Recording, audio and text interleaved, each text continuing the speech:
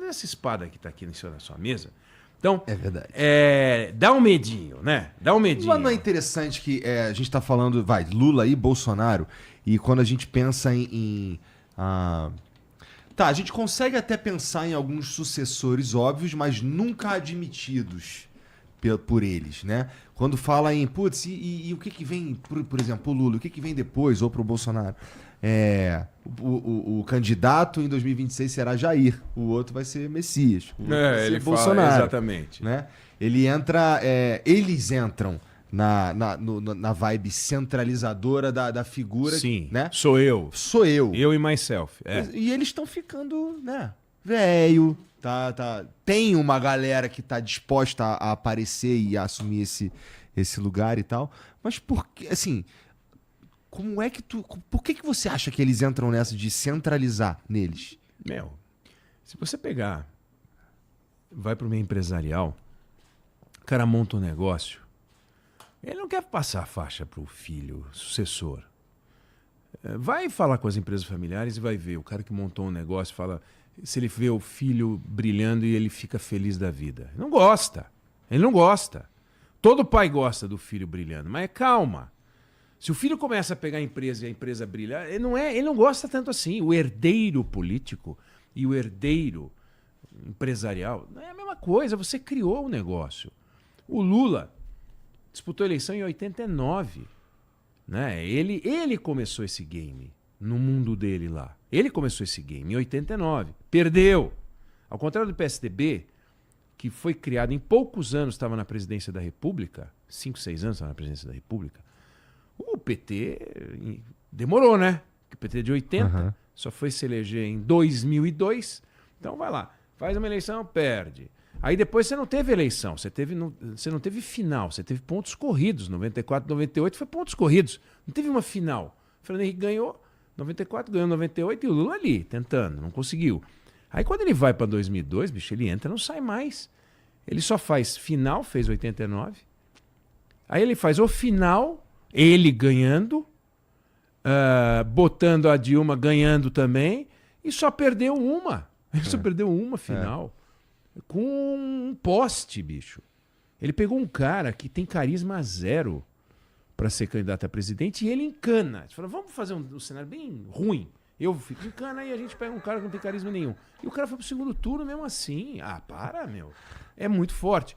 Aí o Bolsonaro, mesma coisa. Eu tô lá há 26 anos, sei lá quanto tempo que eu tô no Baixo Clero, de repente começa as manifestações de 2013 e tal, 2015. Aí ele aparece, em 18 o cara larga como presidente da República, sem partido nenhum, sem PT, sem tempo esse de monte TV. de gente, sem tempo de TV, sem nada. Só que nós só vamos... Olha que fenômeno efêmero, se você for olhar. Lula não é efêmero. Bolsonaro talvez não seja. Mas Lula mais Bolsonaro é sim um fenômeno efêmero. De 3 eleições. A de 18, com Bolsonaro sem Lula, mas com lulismo. A de 22, com Bolsonaro e Lula. E a de 26, com Lula e bolsonarismo, sem Bolsonaro. E nunca mais você vai ver isso.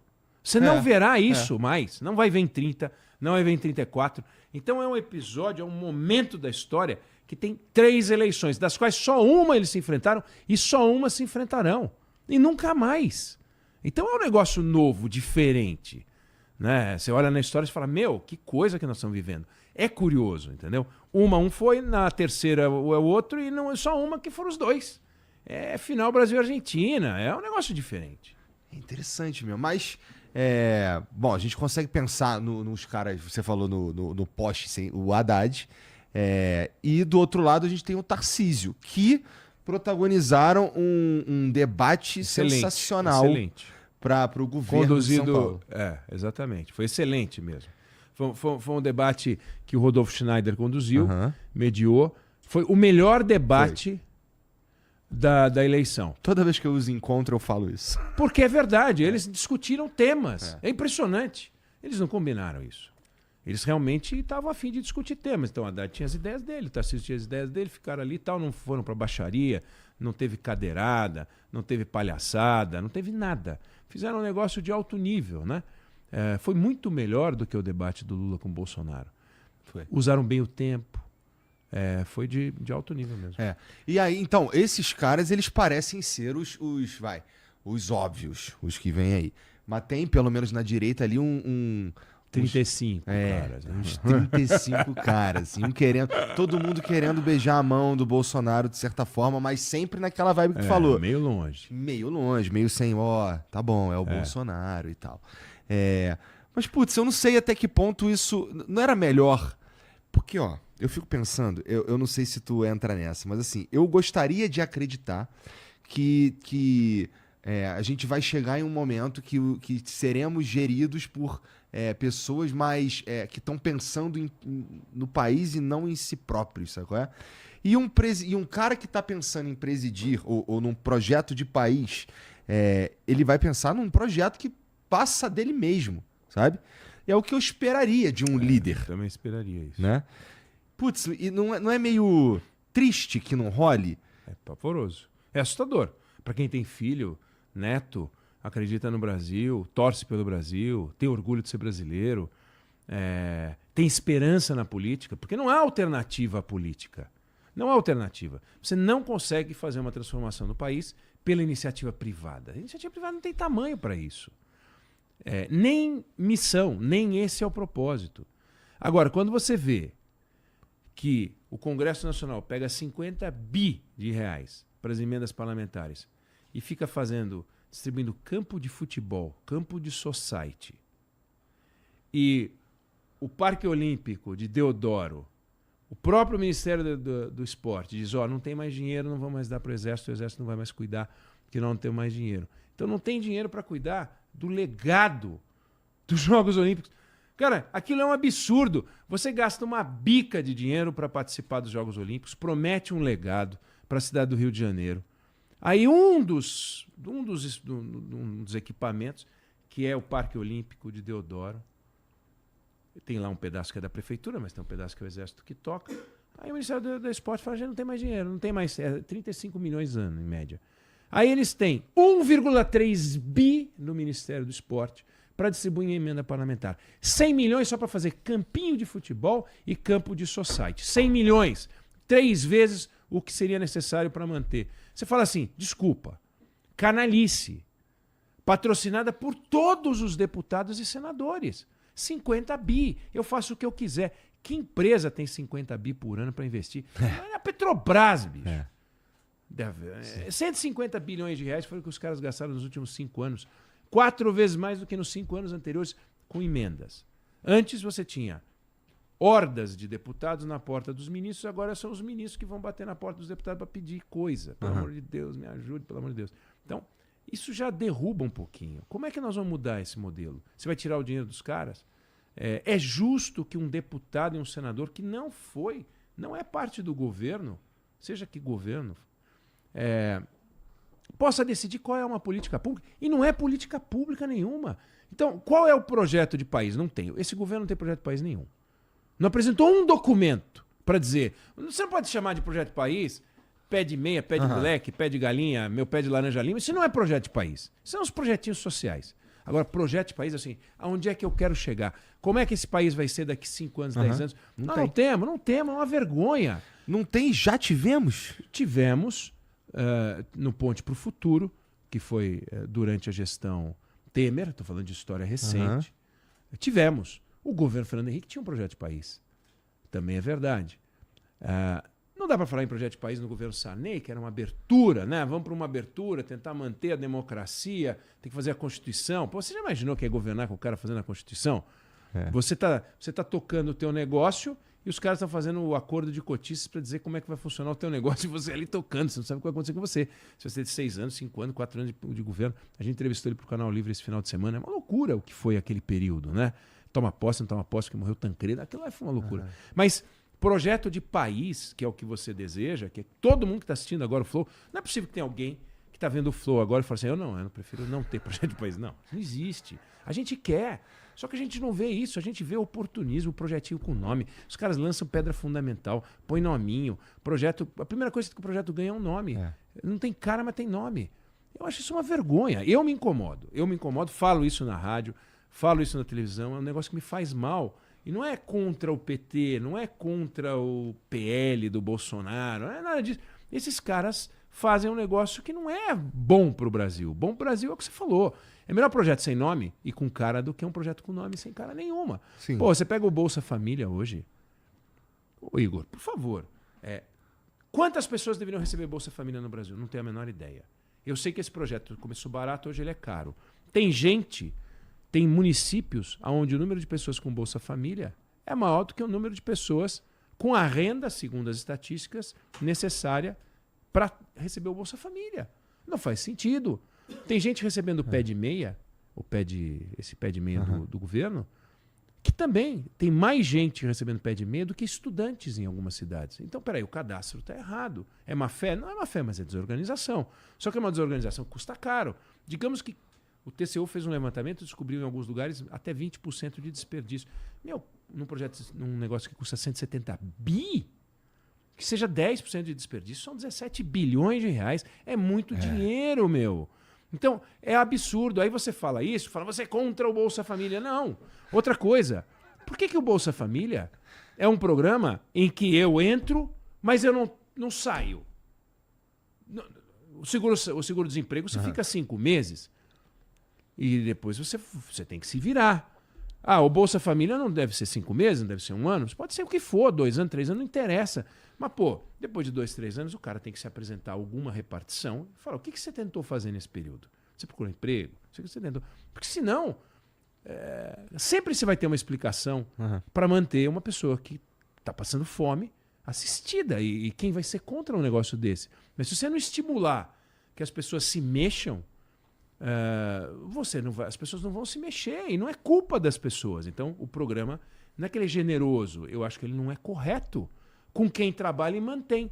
Todas as pessoas que trabalham e mantêm. Não são os ricos que mantêm. Ou é só dinheiro tirar dos ricos. Não, tá todo mundo aí ralando, dando um duro do caramba. E essas pessoas também querem dar o duro, também querem. Então, o governo teria a responsabilidade de treiná-las, dar uma assistência técnica, mas dá um prazo, 2 anos, 3 anos, 5 anos, não sei quanto deveria ser, né? Tem gente que recebe uma casa, divide, aí entra num programa de novo, entra para outra casa. Tem gente que se separa, recebe 2 bolsas famílias. Não é porque o camarada tem baixa renda que ele tem baixa inteligência. E às vezes ele vai fazer uma coisa que não é muito correto. E a gente não pode permitir isso, porque a sociedade trabalha. Então tudo isso tem custo. Eu acho que faz parte dessa ausência de projeto, sabe? Vamos tocando e vamos no improviso. Eu sou de esquerda, então eu sou a favor disso. Eu sou de direita, eu sou contra isso. Tá, e que país que nós estamos construindo? Eu acho que estamos construindo um país no improviso. E tu acha que isso melhora, a melhora disso daí vem num... Porque assim, eu gosto de ir por um caminho assim mais otimista, imaginando que a gente vai chegar num ponto que a gente vai saber o que a gente está fazendo, sabe? A gente vai votar num projeto e não num rosto, a gente vai, sei lá, perceber que o cara era para estar sabatinando e não tá. Mas eu acho que isso precisa de um amadurecimento social mesmo. É isso. Eu acho que você está coberto de razão. Aí eu acho que a gente tem que lembrar o preço cívico, institucional, social que o regime militar cobra até hoje. Porque é o seguinte, nós tivemos Castelo Branco, Costa e Silva, Médici, Geisel e Figueiredo. 5 presidentes, né? Forma junta, mas 5 presidentes. Digamos que a gente tivesse não tivesse tido o regime militar. A gente teria votado 5 vezes a mais. Então, você pega uma pessoa que votou em 1960, ele nasceu em 42, esse cara que nasceu em 42 e que, portanto, hoje teria 80 e muitos anos, esse camarada votou uma vez a mais para presidente do que eu. Mas se você tivesse tido a oportunidade de votar todas essas vezes, você teria acertado, né? E em vez de votar pela primeira vez alguém em 89, teria votado 2 vezes, 3 vezes, 4 vezes. Né? Então, quando você tira o direito das pessoas de votar, você tira delas o direito de errar também, de acertar. Então a gente começou a acertar e errar a partir de 89. Num gap que terminou na década de 60. Não é bom isso. Não é legal. E quando eu vejo as pessoas falando, mas o regime militar fez muita coisa boa pelo Brasil. Bom, teria que criar um outro país que não tivesse tido regime militar e ver se teria feito coisas ruins pelo país. Por quê? Porque a democracia envolve coisas ruins. Se a gente fosse um país democrático, não teríamos telecomunicações, não teríamos infraestrutura, não teríamos rodovias, aeroportos. Quer dizer, os democratas são imbecis. Eles não gostam de voar, eles não gostam de falar no telefone. Não porque eles são democratas. Já os caras do regime militar, eles são muito melhores do que os democratas, porque eles gostam de telefone e gostam de rodovia. Besteira. É óbvio que o Brasil ia ser tão bom quanto. A gente teria tido as mesmas oportunidades. E outras tantas. Com estímulo à cultura, à educação, não teria tido censura, que é também um problema nisso que você está falando. Pô, a gente tem que poder ler os livros errados, certos, ler o que a gente quiser ler. Não tem que ler o que alguém decide, o departamento de censura, Solange Hernandes, que decidia o que a gente ia ler. Pô. Não pode um negócio desse. Esse filme não é recomendável para maiores de não sei quantos... Cara, não é assim. Não é recomendável uma coisa, mas se é coisa proibida... Não poder é outra. Não pode. O não pode é complicado. Então, o não pode isso, não pode aquilo, não é? Acaba criando uma sociedade complicada, gente que não aprendeu. E é estranho também porque eu não sei se a gente entende direito não sei se a gente quer entender ou se a gente está preparado, talvez, porque, veja, eu percebo que a gente está falando um pouquinho de censura e falando um pouquinho de fake news, Alexandre de Moraes, STF, não sei o quê, que em geral pegou uma galera ali do mais à direita e a galera da esquerda achando super maneiro, sabe? Cara, eu suponho que isso vai e volta. E hoje o que você está defendendo pode, sei lá, te morder no futuro. Mas não sei se a gente tá... Eu não sei se as pessoas conseguem entender. Eu não sei se elas gostariam, sabe, de que a gente pudesse ler qualquer livro. Você acha? Porque eu não sei se... Porque qual que é? A vibe... O que eu sinto é que as pessoas, elas meio que se sentem confortáveis com alguém decidindo, sabe? Tipo, eu não tô falando de censura, porra, AI-5. Tô falando de cara, ó, não pode falar, não pode falar de urna eletrônica, por exemplo. Não pode falar. Aí, como isso atinge em geral uma galera, a outra galera acha maneiro. E eu não tô entrando no mérito do que é, mas que existe assuntos que são complicados de se tocar. Sabe? Não sei se todo mundo gostaria de poder falar ou que as coisas pudessem ser ditas mais livremente. Eu acho que todo mundo gostaria de poder falar. O que as pessoas talvez não queiram é ouvir o que o outro tem a dizer quando não concorda com elas. Aí eu acho que você está certo. E é uma coisa meio esquisita, né? Quando você está falando, é gostoso. Aí quando o outro está falando, você fala, não, fica quieto. Então é aquele cara que não se preocupa quando alguém é morto ou julgado sem o devido processo legal, porque não é meu amigo, entendeu? Tá do outro lado. Dane-se. É a falta fora da área que é pênalti se for pro meu time, e se for contra, eu reclamo e chamo o VAR. Eu quero correção